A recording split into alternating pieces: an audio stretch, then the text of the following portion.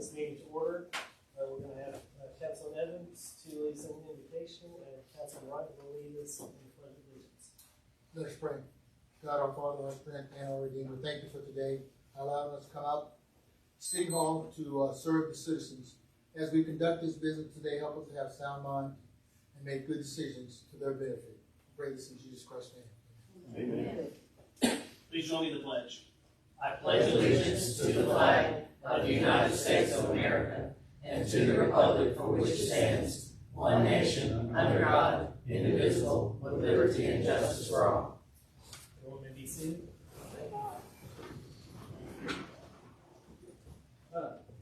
Welcome to everybody out there today. We have quite a few items on the agenda, so we'll just head on down the list. At this time, we will open the floor for public comments. Do we have anybody for public comments? We have one person that does not appear that they are here. So we will close the floor for public comments and move on to adoption of minutes. We have two sets of minutes. The first is the council meeting from April 4th, and the other is the work session on April 18th. So do we have a motion to adopt the minutes? I move that we adopt both of these minutes as they are written. Second. We have a motion and second, so we'll call the question. Or is there any more discussion? Okay, we'll call the question. All in favor of adopting the minutes, say aye. Aye. Aye. All opposed, same sign. All right. So the next thing on the agenda is old business. We do not have any old business this week, so we'll move on to new business. Item 3 on the agenda is the Budget Committee recommended fiscal year 2024 budget. Councilman O'Neill. Thank you, Councilman Byrd. I am going to turn this over to Ms. Carroll to discuss with us.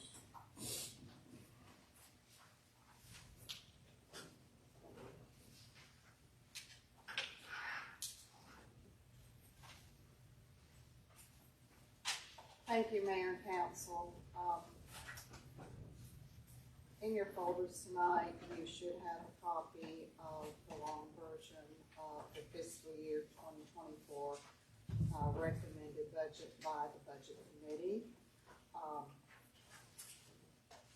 There is a budget summary if you want to turn to that page, and we can just kind of look through it.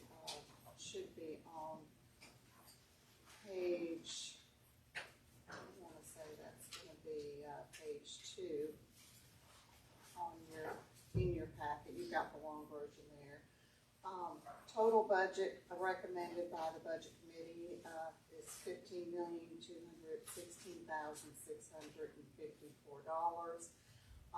That is made up of the general fund budget, which is $6,252,937. Special revenue funds is $2,518,542. Capital project funds is $748,361, and enterprise funds is $8,868,297. We will have interfund transfers of $3,171,483. Part of that is for our capital project of construction of the sanitary sewer main on the Bay Hall.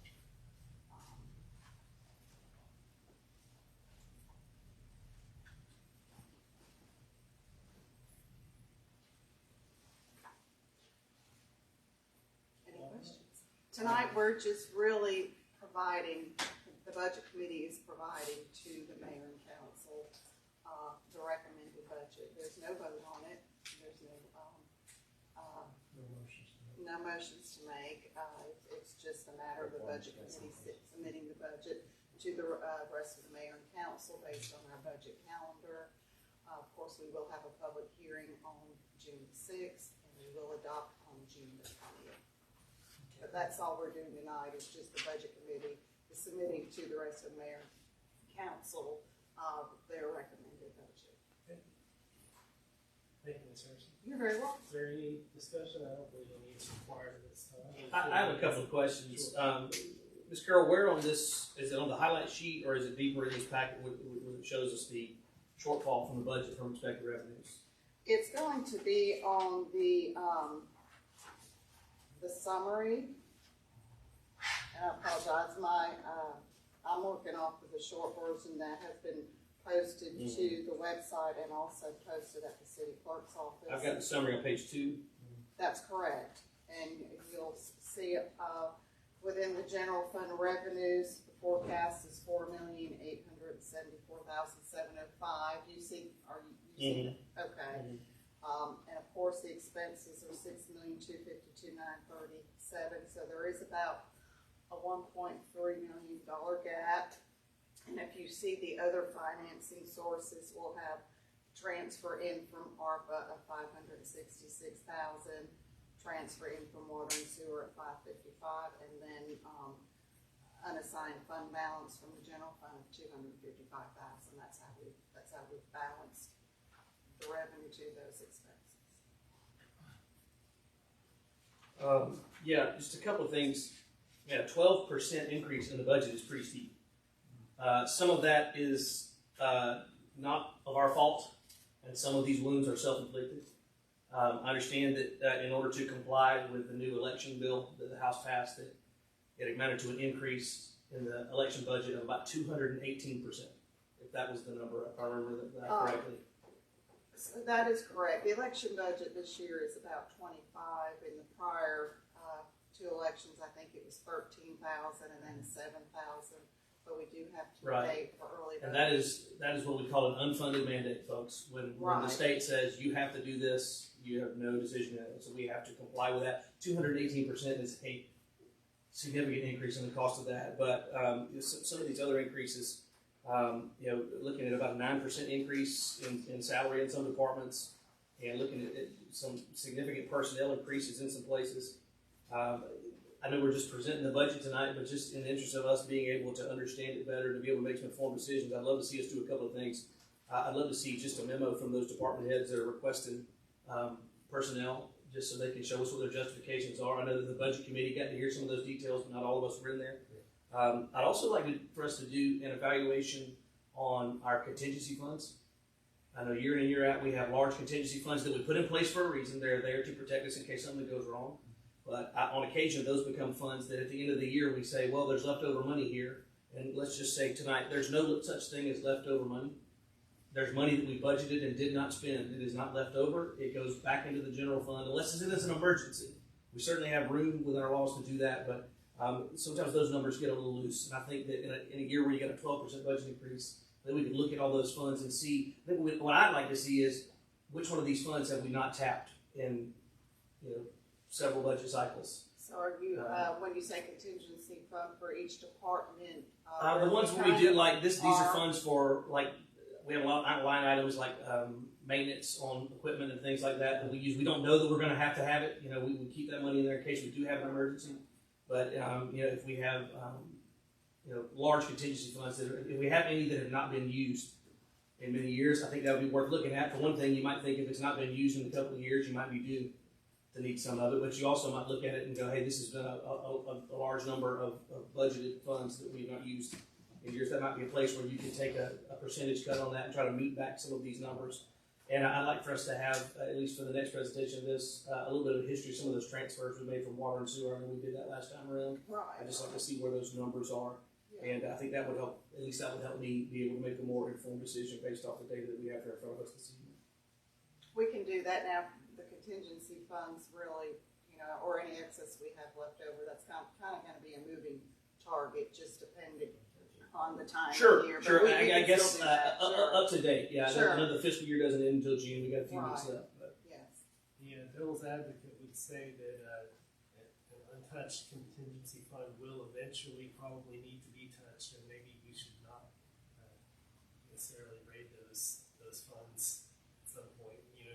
That equipment hasn't needed the maintenance. It's probably going to need it Sure. in the near future. Ask the devil where the shortfall comes from. Absolutely. Ask the devil where the rest of the revenue I comes agree from. with you that there's some more transparency on where those are though is definitely useful. So if I could, I know that when we had the, and as you know, when we do the budget committee, every department head comes in with their explanation. So we do have those explanations, and I'm sure very soon we'll be able to share them with you. So everyone will see exactly, the explanation for the manpower change or whatever. And I think even having served on the budget committee many times that, all those things that they want don't always make it to the budget. Was there, who was this, it was you and the mayor that run the budget committee this year? Oh, no, me. Yeah, that's what I said, Ed, I'm sorry, I should have said Councilman Reed, I said Ed, I'm sorry, I apologize. So, where, do you remember, I'm putting you on the spot, but where in the budget request, where were cuts made, if there were any? So, there were decisions made to remove some funding from travel, was there?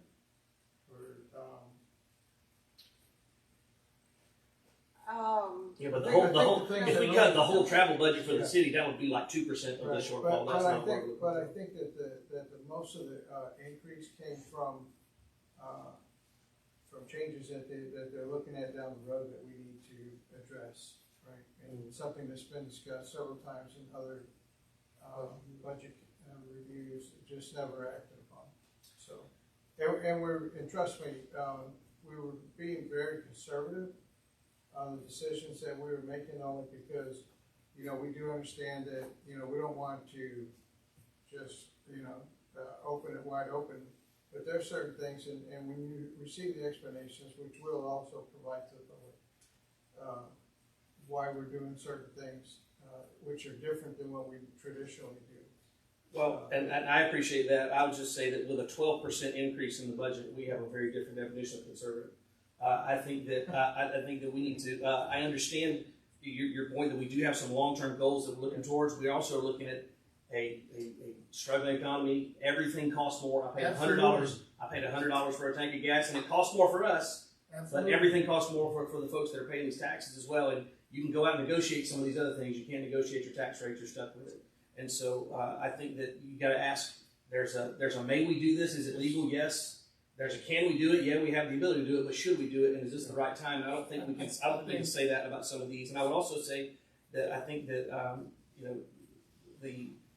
we're going to get a little bit of a bailout in the form of a reassessment by the county. I think we got to notice that they're going to be doing an assessment again, and housing values continue to go up. So I'm sure that's going to take the projected revenue and bump it a little bit. That will bail us out just a bit.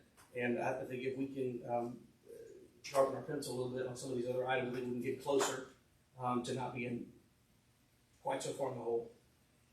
Yeah, I did kind of revisit revenues and did like a conservative increase for current year property taxes of maybe like another $60,000 for the reassessment.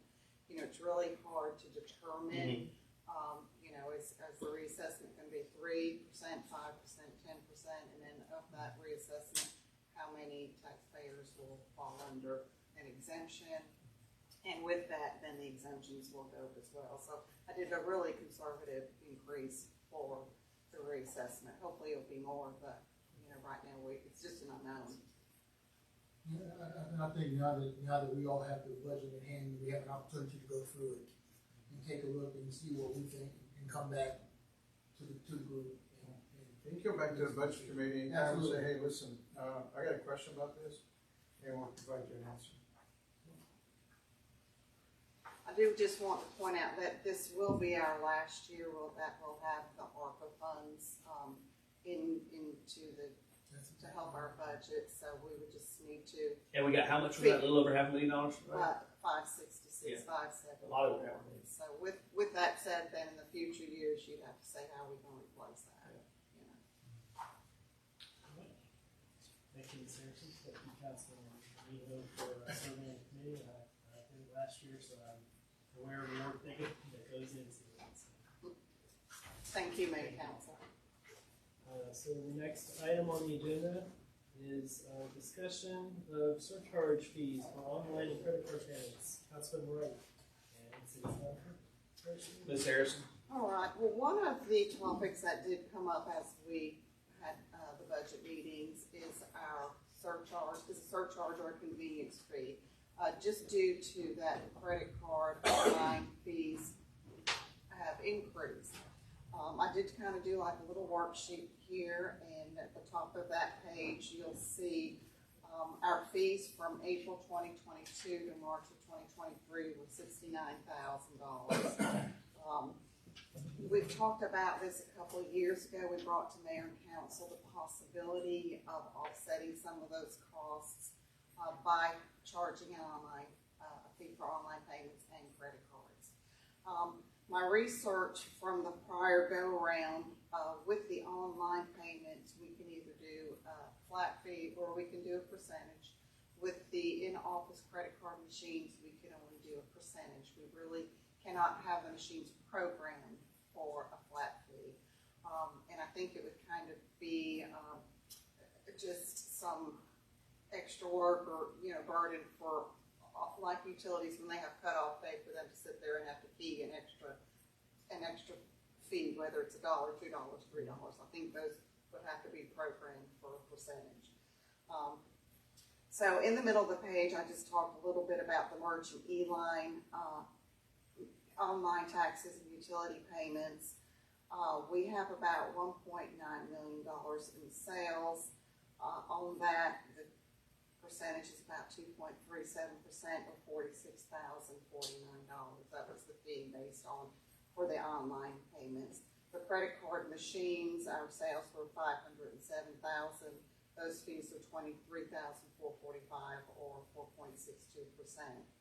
Online payments, we have about 26,000 transactions per year between the utility and the tax office. If we decided to charge a flat fee of $2 per transaction, that would generate about $52,000 to offset our fees. On the flip side, with the credit card, if we decided to charge 2%, our offset of costs would be about $10,145. Those are just some recommended or just some scenarios. Of course, if Mayor and Council wants to do a percentage across the board, or if they want to do a higher or a lower fee per transaction, that's an option as well.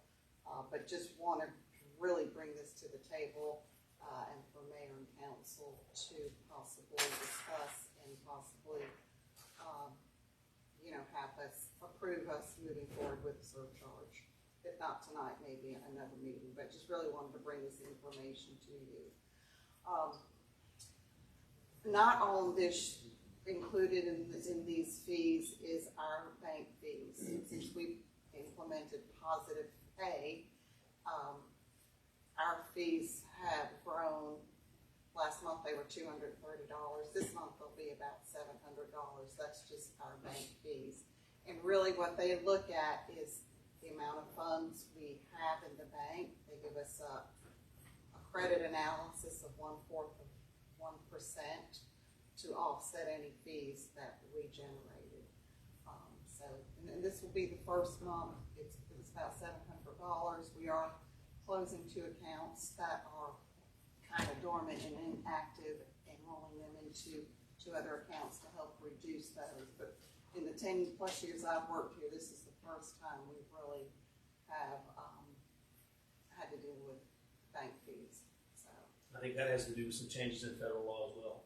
yeah, I think it does, right? They changed some laws at the federal level that were making banks able to do all these fee-free checking accounts. And when they tweak that, they put some of those funds back on the banks and they get put on the clients. That's the way that goes. Yeah, so that's going to be another, I'd say $6,000 a year.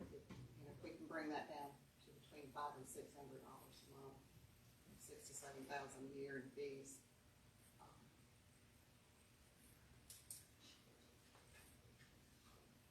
All right, any further discussion? It looks like the flat fee is better for us. Is that right? Am I reading that right? Did we come out a little better financially on the flat fee? The flat fee would be for online transactions, and I just chose $2. You can do $1, $1.50, $2, $2.95. But that is for the online payment. What do they charge us? Because I know a lot of times they charge you like $2.50, like 2.5% plus a flat fee or something. Or it looks like Depends on what you're- Oh, I see it is on here, okay. Percentage wise, it's about 2.37%. And the other, the 10,000, that is specific to the credit card machines in the city clerk and the utility office. Again, we cannot do a flat fee there unless we manually enter it, but they can program the credit card machines. And if we did 2%, it would be 10,000. If we did 3%, it would be 15. 4% would be 20. And if you notice the credit card, the cost of credit cards is more than the online. It's about 4.62%. You know, if mayor and council wanted to pass that full amount to the customer, you know, that would be something they can decide as well. I just kind of picked 2%, just for an example. Is that Discover Network? Is that tied to the hardware of the credit card machine? It is, exactly. So in order to look at a competitive fee, you know, amount, we'd have to talk about all the machines. Well, I'm sure we're under a contract with them as well. Well, So that goes. we would have to talk about new machines, but in all honesty, if you look at the credit card statement, there's about 60 different charges that are tied to that credit card machine, and everybody gets a piece of that. And if you go to another provider, I think it's going to be very close. Okay.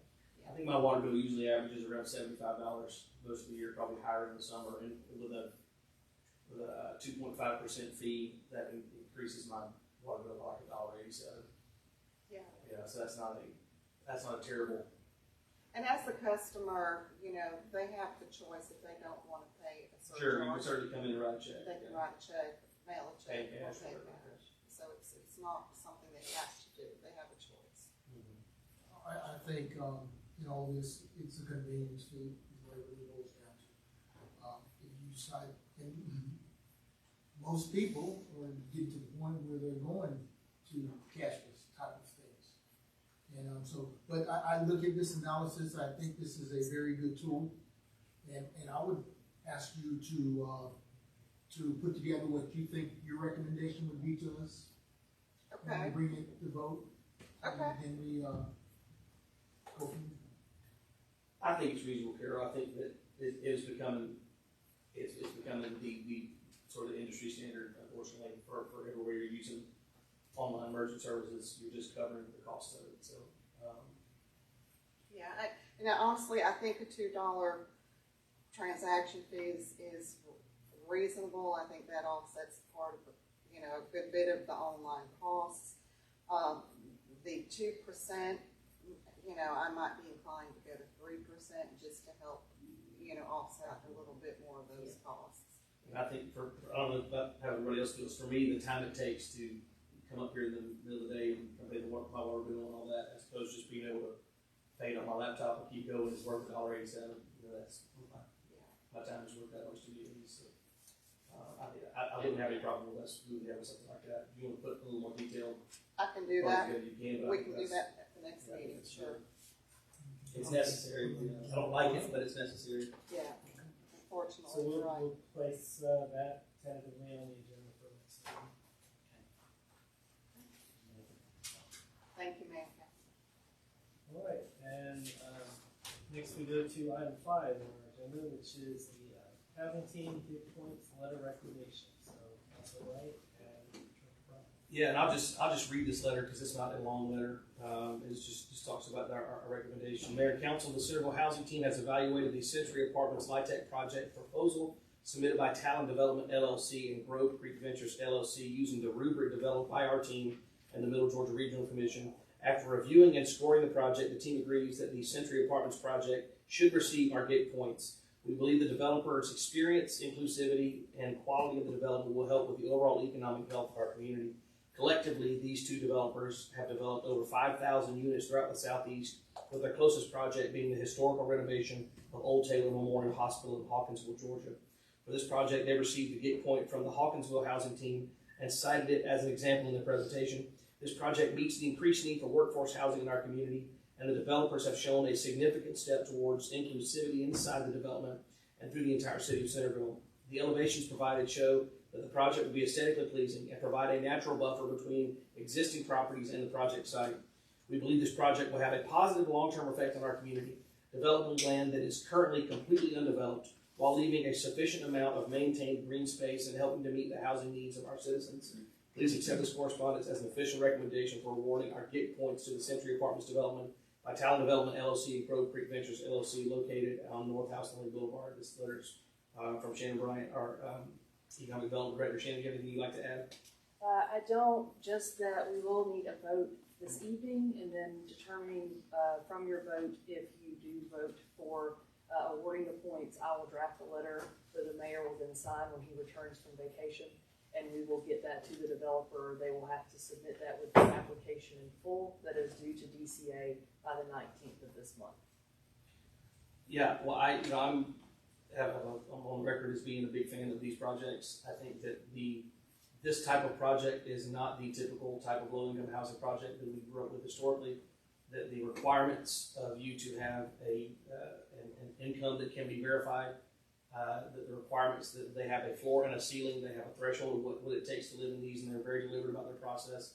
I think it really sort of plugs a leak in the housing community. There's a lot of folks that if you are working a job where you're getting started, you're in an entry-level position, even jobs where you're making a good bit more than almost double minimum wage in some cases will be impossible to find housing without a program like this. I think we've had good results with the one behind the Galleria Mall. We've had a relatively small number of incidents out there. I think the chief said there was like 13 or something in the year they've been open, and most of them have been security checks, and yeah, it seems like they might mostly be one individual. But I think we've had a good relationship with them so far, and I think that this is just it's a good benefit to the city of Centerville because we're growing and we need space. So I would move that we award this particular project with Talon Development the 2 GIG points that the housing team can award. We have a motion, we have a second.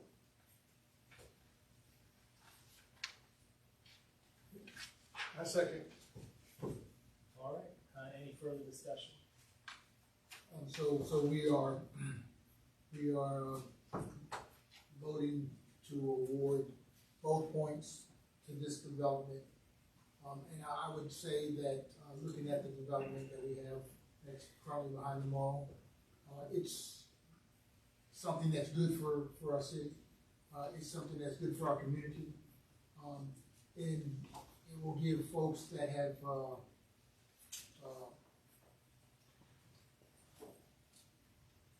that don't have an opportunity to have affordable housing, just that.